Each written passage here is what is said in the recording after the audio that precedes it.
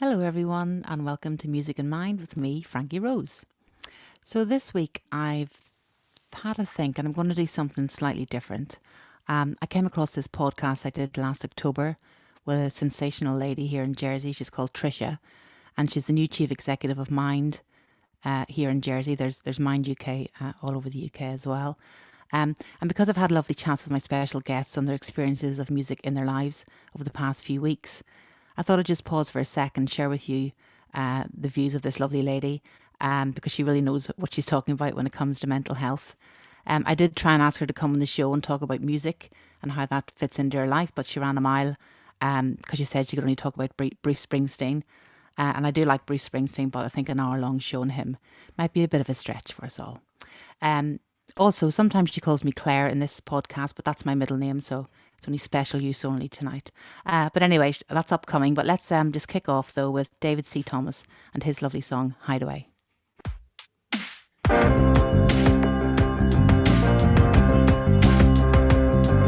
Feed my bones, don't leave me alone tonight. Hold my hand, don't let me go tonight. Hold me close tonight.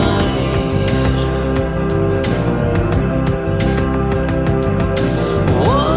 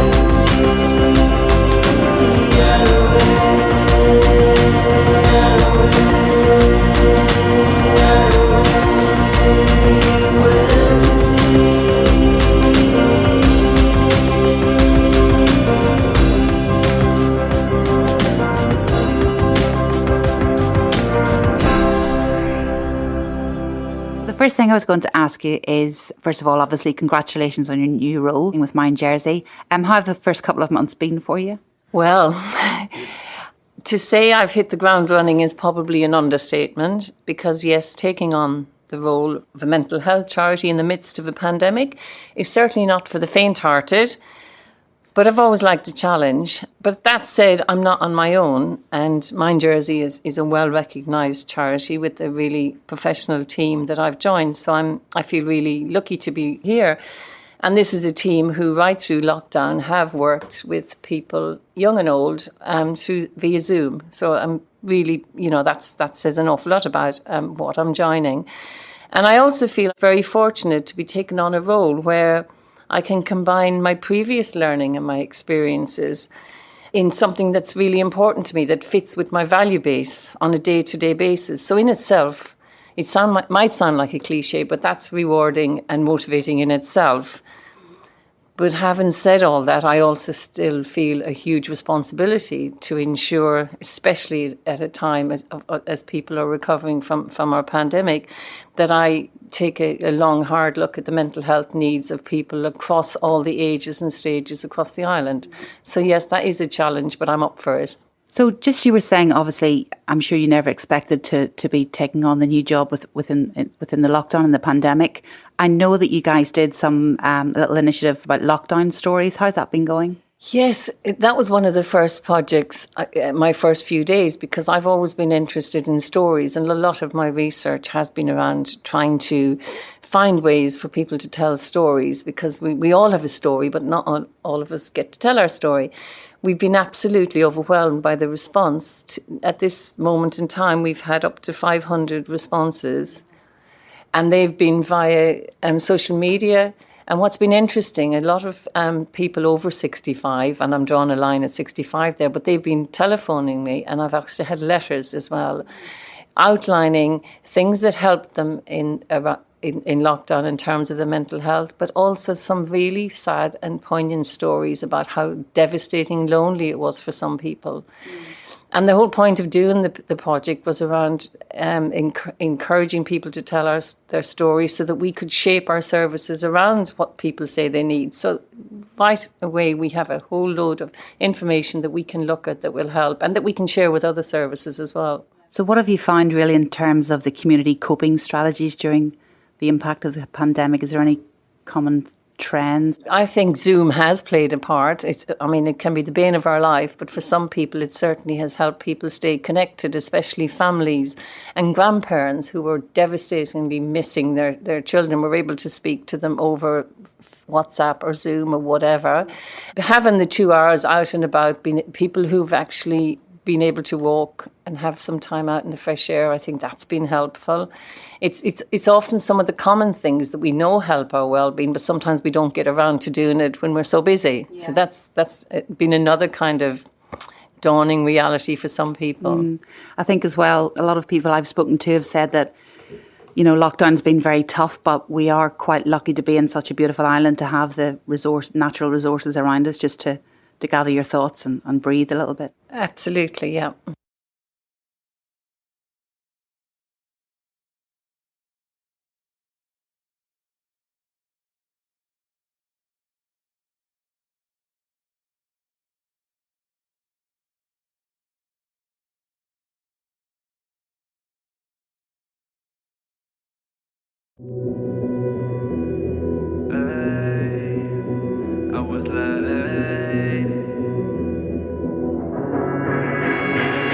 Running out peas on the edge of nothing. Thought that I could fix it, or my account was bluffing. I got big at this dude, looking for the funding, relying on my hope I could make it into something. I don't know how I'll do it, but I know I'll get through it. I was quiet, I was clueless, now I wanna be a nuisance, yeah.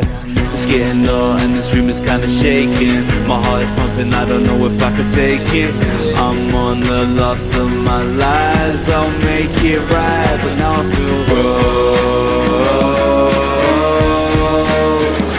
I know one day you get better, I know one day you get better, but now I feel broke.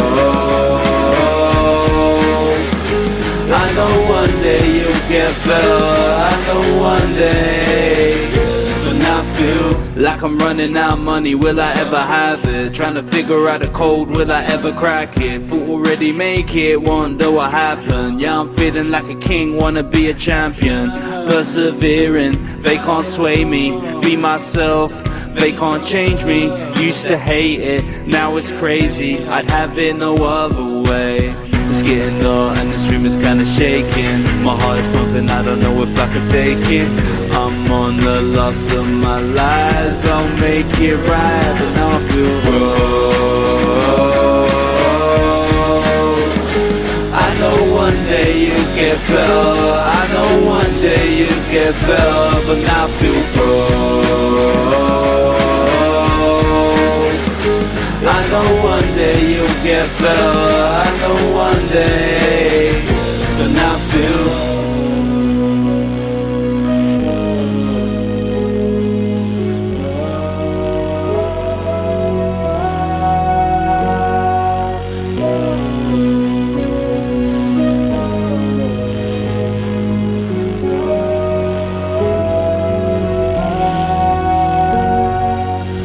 Getting low and this room is kinda shaking. It's getting low and this room is kinda shaking. It's getting low and this room is kinda shaking. It's getting low and this room is kinda shaking. It's getting low and this room is kinda shaking. It's getting low and this room is kinda shaking. It's getting low and this room is kinda shaking. It's getting low and I feel. I know one day you'll get better. Get better, but now I feel. I know one day you'll get better. I know one day, but now I feel. I think some of the common themes, as I've just mentioned previously, have been around loneliness and isolation. I mean, it's well known that for teenagers, as they become teenagers, young people, their friends are the most important people to them in their lives. I think they need their parents to keep the fridge filled and a little bit of money in the bank account, but friends are what's important to them. So I think in terms of being able to support them, and having worked with parents of teenagers for many years in different ways, and people often say to me, how can I tune in? My first response is often, you can't, and don't even try. But what you can try and do is much more about modelling how you want them to be. And I know that's hard because, as you say, people working in busy finance sectors, their stress levels can often be high. And it's how do you show, I mean, it goes back to if you're trying your best to respond in a calm, positive way, your teenagers is going to do the same. Mm-hmm. But sometimes that's not always easy. And I think that said, it's a bit, there's no point tiptoeing around teenagers. I think there's a real rule of thumb, I think, which is about being more matter of fact, asking them, often starting by saying, well, what do you know about it? What do you think about the virus? What have you heard about it? Either from their school or friends, and starting from that basis, because the last thing a teenager wants, as we know, is for us to sound like a know-it-all. Yeah, true. Yeah, and I think using that approach about anything, whether it's sex, drugs or rock and roll, it's often best to start by saying, what do you know about it first? And then and build it from there. I think a lot of people, and teenagers too, from my experience, it's the sort of loss of control. They like to be in control of, their makeup, their social diaries, everything else. But with the virus coming along, they can't see what's ahead. And that loss of control sort of overwhelms as well. Probably we all have had moments like that as well. I think uncertainty is another key theme. And I've spoken to a lot of parents.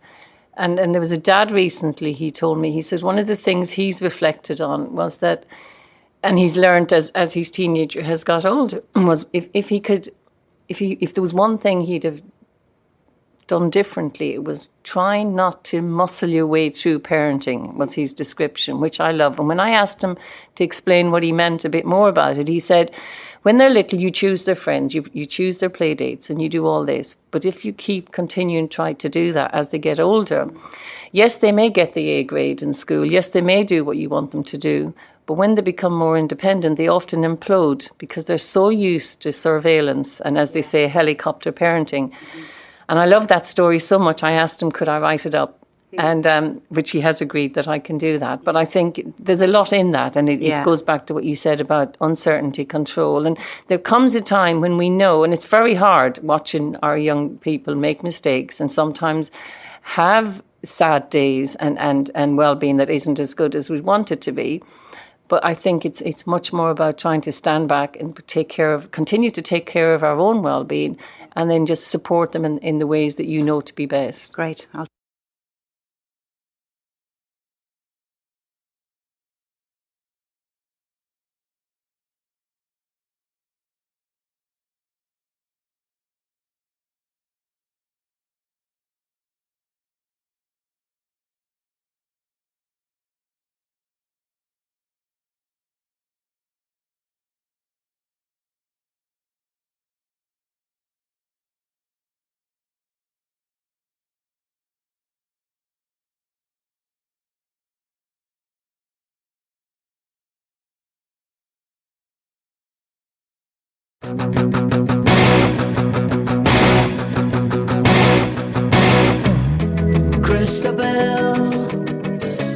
Christabel, don't ask me if I'll ever see you again. It's up to you to make me happy or make me blue. Now you know it all, and I can only hope you understand. Just remember I love you, and you're on my mind. Christabel, I'm gonna love you till the end. Christabel, Christabel, don't ask me if I'll ever see you again. It's up to you to make it over or make it through. I can't hold you down, so if you wanna go, don't pretend.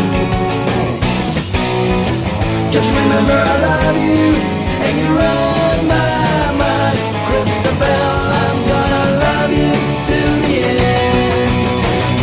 Christabel, dream of me tonight. I don't care if what I do is right. Goodbye is more than I can stand.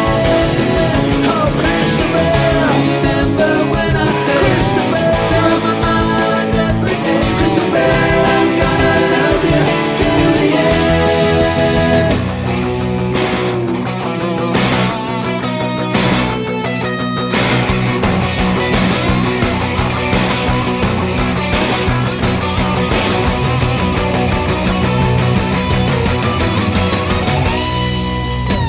Oh, Christabel, Christabel, don't ask me if I'll ever see you again. It's up to you to make me happy or make me blue. We don't have much time, and when you tell me it's all been spent. Just remember I love you, and you're on my mind. Christabel, I'm gonna love you till the end. Christabel, dream of me tonight. Christabel, I don't care if what I do is right.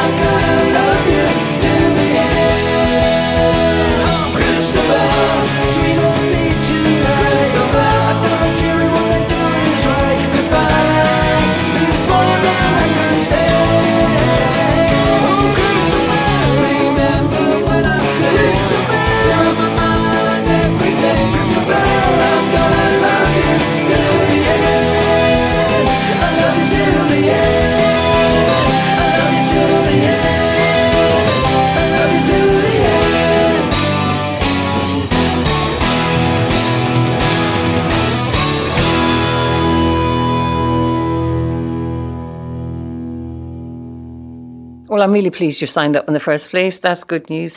It's an internationally, mental health first aid, it's an internationally recognised training course, and it's designed to teach people how to spot the signs of mental ill health, I suppose, and on a first aid basis, because just like we have signs for physical difficulties or illnesses, so too we can, if we're trained and stop to think about it, there are often signs, whether it's in the way people speak or the way in which we behave, which people can pick up on. So really what we're trying to do is support and empower employees to be able to say to somebody simply, are you okay? And I think that's often, those couple of words are often the most important bit. What sort of feedback are you getting from the Mind Jersey mental health first aid course? There's been a real positive, so much so that people are frequently, as soon as they finish one day course, they're signing up for the second one. So in a sense, that's feedback in itself. Many of the comments, because as part of as the newbie, I'm trying to read some of the evaluations, it's often people saying things like, it's common sense, but common sense is none too common. And I love that, because it's going right back to really thinking about what mental health is, because I think it's a term that gets used and abused and misunderstood by all of us. And we use it in different contexts, and sometimes we talk about mental ill health when we're often talking about things that we might be bored or fed up. Yeah. And it's while many of us will know what it feels like to be anxious, not everybody will have experienced debilitating anxiety, and that's the difference. Obviously, I'll come back from the course full of top tips and advice and guidance to share and put into practice. How do people actually sign up then? Just remind people for the course. We have a website which, if you do go on and think it could do with a little bit of love and care, it's currently been updated. We have an admin at mindjersey.org where people can sign up, and there's also a part on the website.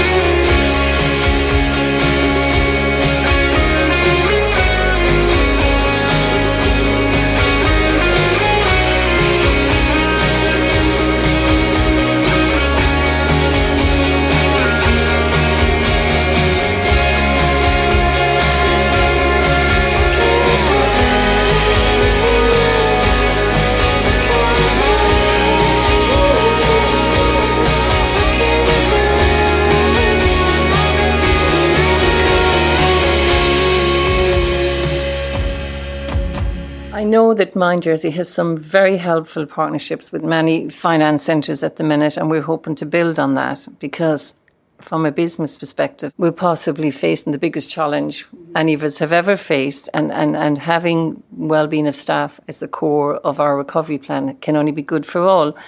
We're all trying to adapt, and it's probably not rocket science. As I was thinking about this earlier, is to think that organisations who really put mental health at the heart of what they're doing are more likely to do better in terms of the long run. So that's what we're really trying to promote. But more generally, in my previous roles in mental health and as a psychotherapist, I'm not convinced that the workplace still has it right in terms of really taking as much account of mental health and the well-being as we are about inputs and outputs. And I know it's a challenge, and many people go into it really trying hard to address it. But the real danger, I guess, is our risk is that we'll have really well-meaning statements, but they won't be translated into a culture. And that's something our program really tries to support organisations. And the kind of thing I'm really a bit excited about is I'm saying to some organisations, whether it's a building company or a finance centre, let us help you put together some kind of bespoke program that will help you address your specific needs, because I think that's really important. We know that because of the pandemic, we've got to. It's novel, it's new. So I keep equating it to the fact that we have to come up with novel ways of protecting our environment, managing the virus. But in the same way, I also think that this is an opportunity to look at novel ways to how we look at after our own mental health and our employees. So I suppose I'm reaching out, again, for want of a better word, to organisations who are saying, yeah, I'm up for that. I'd quite like for us to rethink this and think, what would that look like in our organisation if we were to really put mental health and well-being at the heart of what we're doing? What would we be doing different?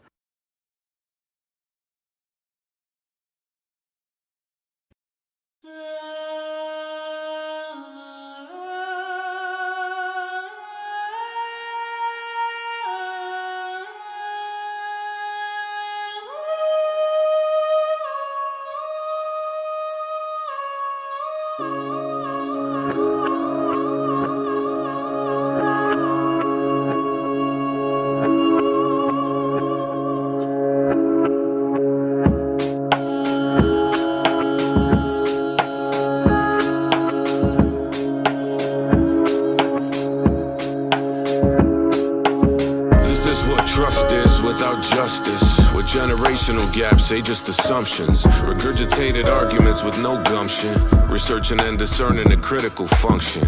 You're leaving room for inconvenience in your truth, or is it bulletproof? Refuse to dumb it down for the obtuse.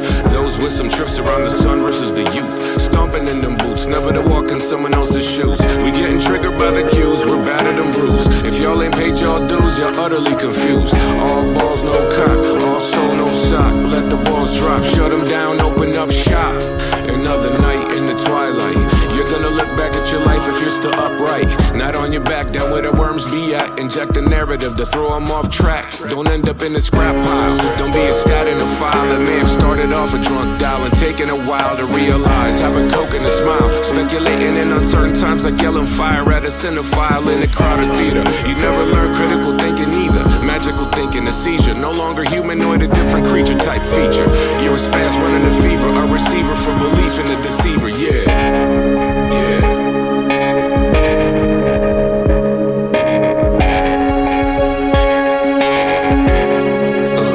Definition is fan fiction. You're eaten up by the addiction. Point your filthy digits with precision. Inflict your misinterpreted revision because it's fitting. And align with something you believe to listen. I get it, bro. Ain't enough hours in a day and enough seconds in a minute. Check the digital display, cause y'all don't seem to know what time it is. That's words in a continuum. Accusers and defendants both the same coin at a minimum. A different sidewinder. A loser, a finder. Forget the temporary and existent on a timer. Live long enough to see your heroes vilified. Used to target tribalism. Now you're first to pick a side. Boom.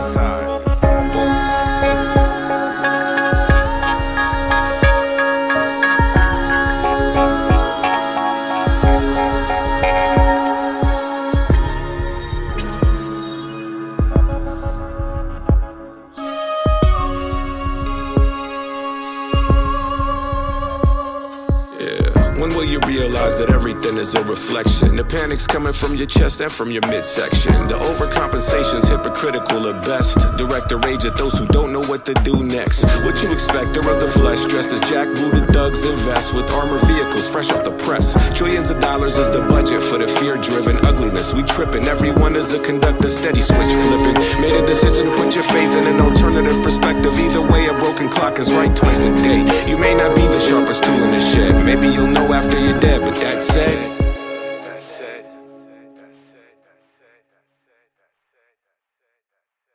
I read recently as well, Claire, just because I think it really bowled me over when I read it. I think the Mayo Clinic is an American business. I hadn't heard of it before, Claire, but what I read was that in terms of an employee's relationship with their line manager, that it's a more important determinant of their health and well-being than it is the relationship with their doctor.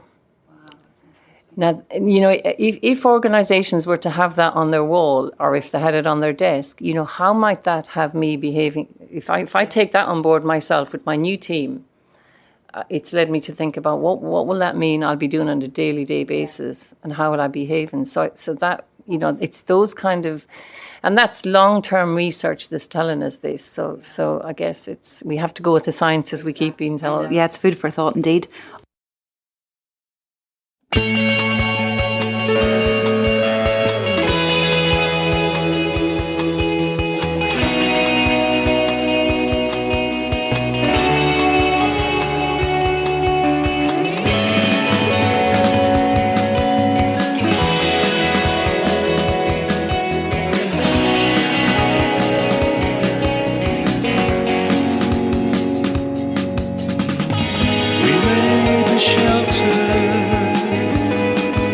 Shattered by the rains.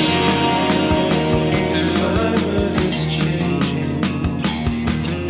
The crops have failed again this year. We're not seeing too many birds around here. It seems we're in danger. Can you come back when it's over? Let's start again. When the winter's gone, it's not right till it's over. I lean on your shoulder.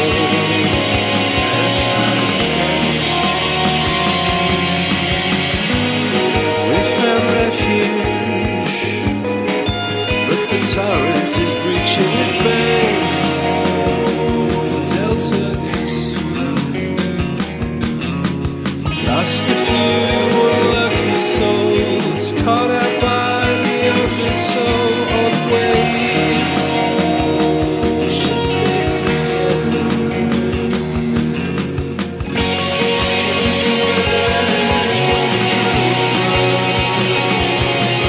Let's start again when the winter's gone.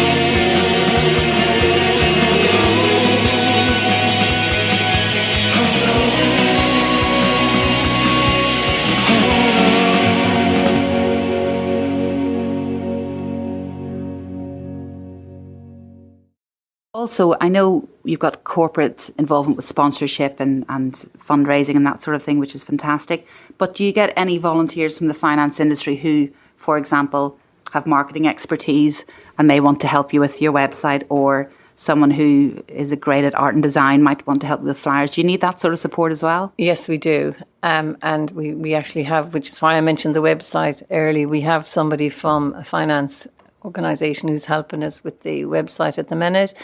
Everything from our nearly new shop, which sometimes needs a lick of paint, and, there's so many different ways. And that's what's been really uplifting, I suppose, where people are coming out of the woodwork and saying, what can I do to help? And I guess that's interesting on both, in many ways, because we also know that helping other people in some way is good for our own mental health. Yeah, I was just going to say that I saw something on the sort of top 5 strategies for good mental well-being, and one of them was volunteering and giving back. There was a gentleman last week, and he's experienced poor mental health over the years himself and got to know about what I'm doing, and he is now working on a project with me to look at how can we find different ways, a range of ways, to encourage men to talk about their mental health.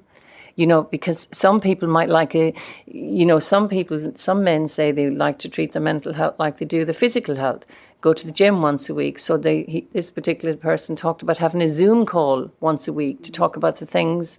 And although people often say, well, there's nothing to talk about, or what would I say? From once people start to talk about something, that gets the conversation going. So I'm really excited about those kind of specific projects. And that's where volunteers can really help me, because I might get a great idea, but I need somebody to help me along with the team to pick up and do some of the research for us. You mentioned there about men and masculinity, and I was thinking too that often in general there can be a sense of shame or weakness associated with admitting to struggling with mental health. The finance industry can sometimes have that target-driven, structured, fast-moving, we need to deliver and overperform. What advice would you give to our listeners if they're concerned about their own mental health, or an employee, or maybe just the ethos of the mental health strategy in their business, which might be quite stressful and target-focused? I think for somebody concerned about their own mental health, it's often in the first instance is to try and, I suppose, tell somebody that you trust. If you're lucky enough that might be a relative, it might be your neighbour, it could be somebody that you trust, because sometimes saying it out loud can help you make that first step. If not, it can be a GP, or you can also phone our helpline, which we can help you then direct you to a place where we think might help. But I think the most important thing is to take that first step. And if you're worried about an employee, I think, again, it's full marks for noticing that the employee might not be feeling as good as they might be in other times. And that can be sensitive, because it's how do you find a private moment to check out if they're okay. Now, the person, as we know, and as you said, sometimes men, but sometimes women will say that as well. I'm fine. And there's a lot of research that says that some people actually have to be asked well over 10 times before they sometimes will say. And then you have to balance that with bombarding somebody. Exactly, yes. So it's knowing your staff, because we do know that when staff or employees are worried about important things in their life, their family, that bleeds into the organisation in terms of what they're doing. So it's so important that we support and develop that well-being. I think as well, I've found in the past sort of working experience that, back to that thing about weakness, that if someone admits that they're just not feeling up to par, or there is something going on, that it will affect their appraisals and their performance, and it should be a real definition between the employee and the person, if you know what I mean, as in, this isn't about, your work and your performance. It's about trying to understand you as a human being. Absolutely. But I think we still have a way to go with that, Claire, because if we even look at what sometimes people are reluctant to write stress on a sickness certificate, they will call it something else. So one of our core aims in Mind Jersey is to try and continually chip away at that stigma. And we know that people in the public eye, whether it's a sports person or royalty, by them talking about their struggles, their bipolar illness or addiction, even, that is helping other people come forward, and that can only be a good thing. Yeah, exactly.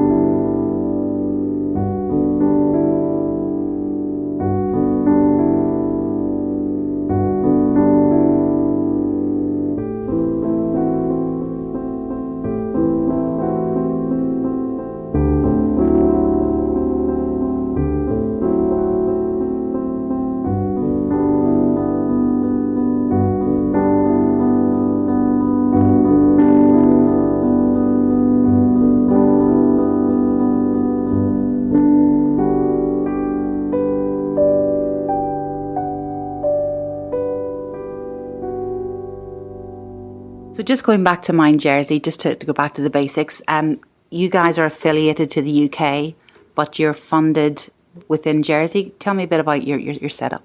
Yes, we have it's wonderful being part of a larger UK Mind, because we've got about 100, that means we've got already 138 partners across England and Guernsey. I've already been speaking to my equivalent in Guernsey, so I can see a Pan-Island mental health something coming up here. So yes, but it's kind of a hybrid arrangement. We get all the benefits and support and evaluations and everything else from them, but they let us develop our services based on the needs of the island.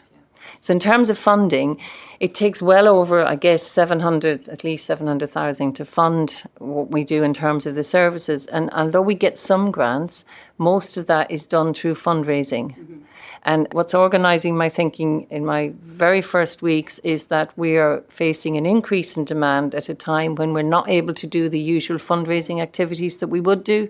So obviously reaching out to organisations, and as I said at the beginning, it's finding ways that it's reciprocal, so that we might find a project that fits with an organisation's interest and values is really important. For instance, right now, and especially in response to COVID, there's a real opportunity to look at and to use it, I suppose a finance word is assets within the community. And by that, I don't mean to commodify people, but there are people with a lot of strengths and experiences and lived experience, whether it's depression, anxiety, addiction, whatever it might be that's impacted on the mental health. I'm really trying to find those people and work with them as champions. Yeah. And there are specific projects that I'd like to develop with different organisations. So what about yourself, Tricia? How do you keep good mental health? And have you any top tips to share with our listeners? Well, Claire, I try to practice what I preach, but I don't always get it right. But generally speaking, if I can feel the anxiety in my toes or preparing for a podcast or something, I try to do some deep breathing, and most of the time it works. I'm also very lucky in that I was brought up in the wild west of Ireland, and at a very young age, I learned to appreciate the miracle of nature, for want of another way of saying it. So 5 minutes wandering around in any weather, a field even, or the woods, can usually kind of help me to get perspective. But somebody asked me the other day, well, if you had to say three things, and you also mentioned that, I think some of it is definitely around taking care of yourself and the people that's around you. And as I say, for me, that might be nature. For other people, it may be going to the gym or whatever. Worrying less. Now, I know that's a big ask. And when it's sometimes not helpful to tell people not to worry if that's what they do. But if worry consumes you, I do think that's something you need help with, and I would encourage you to get some help with, because there are some people I've worked with in the past, and we've come up with a plan they could worry for 10 minutes every Friday. And for some people that might help. And I don't mean to make light of it, because obviously worry can consume you, but part of our training and work is around helping people to decide what can they control and what they can't. And that's really important. And then there is another tip, and this definitely has helped my mental health, and I try and share it with a lot of people, is learning to forgive when things happen. Because I know so many people, and I've worked with so many people therapeutically and in different contexts whose resentments kind of eat away at their soul. Mm-hmm. So a lot of what we would be trying to do is to support people to recognise some of those signs. Yeah. I also recently got given a picture of a bird of prey, a condor, because somebody said to me that I was thinking, why have they given me a bird of prey? The condor bird is said to be able to fly for 5 hours without flapping its wings. So they suggested I put it in my office, and every time I'm having a flap, take a look at nature. And I just love that. Yeah, visual reminder. Yeah.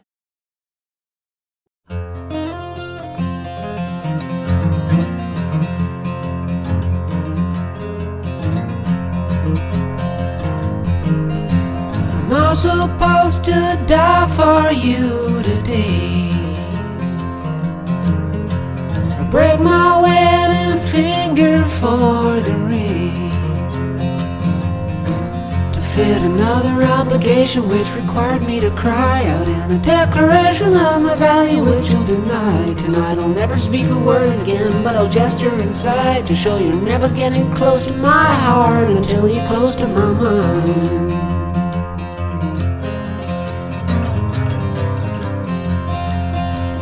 I don't wanna talk about this no more. People who I still got respect for. Instead I wanna know the drugs they do and where they were got, or else I'll fly to Pensacola hoping I might get shot. And if you think it's just a breakdown, I assure you it's not, because you're never getting close to my heart until you're close to my mind.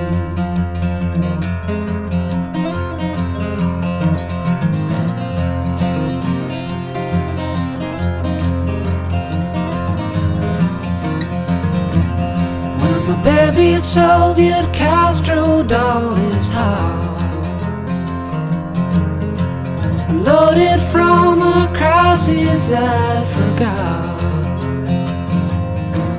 Oh, the fallout burns, but I don't even know if there'll be anybody moving here, or if I'm alone to tell the guy from the UN she missed the mark. Run away to Maginot and rebuild a line. And when you're crawling through the Belgian border forest, you'll find that people like me learn from history, and I planted mines, because you're never getting close to my heart till you're close to my mind.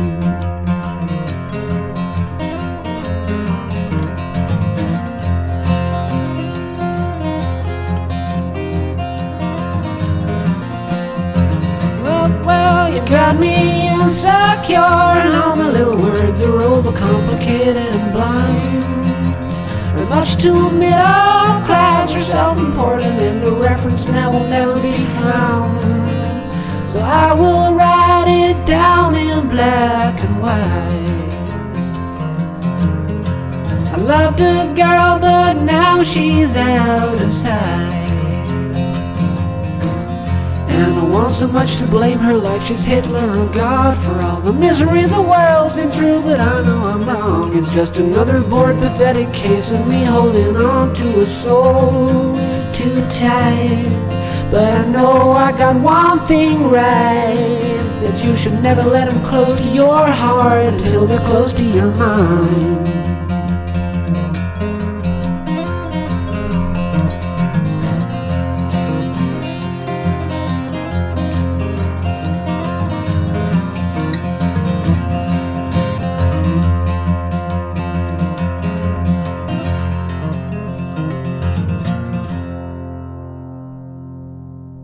What about mindfulness? You know, we hear a lot about mindfulness and trying to keep yourself in the day. And I must say, just through personal and professional experiences, I do get that point that if you worry and worry, you can't do anything about the future. You can do absolutely nothing about the past. So you're just wasting your time, breath and energy.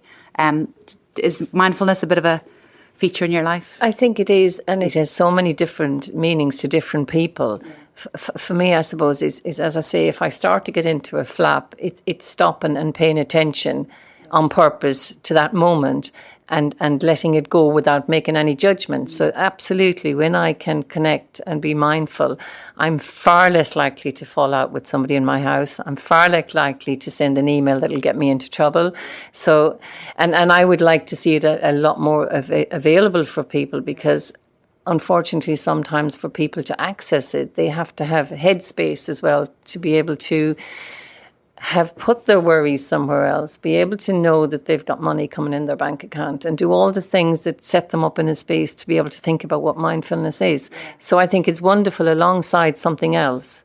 The last thing I was going to say, one of my tips is gratitude. You know, just slow down and actually be thankful for some simple things instead of wasting your time, you know, forecasting your future that you can't do anything about. So absolutely, and I think that's been another silver lining, where people throughout lockdown, those lucky enough, have been able to appreciate our beaches, appreciate if they've had a nice garden or a little corner that they can sit on and have space by themselves.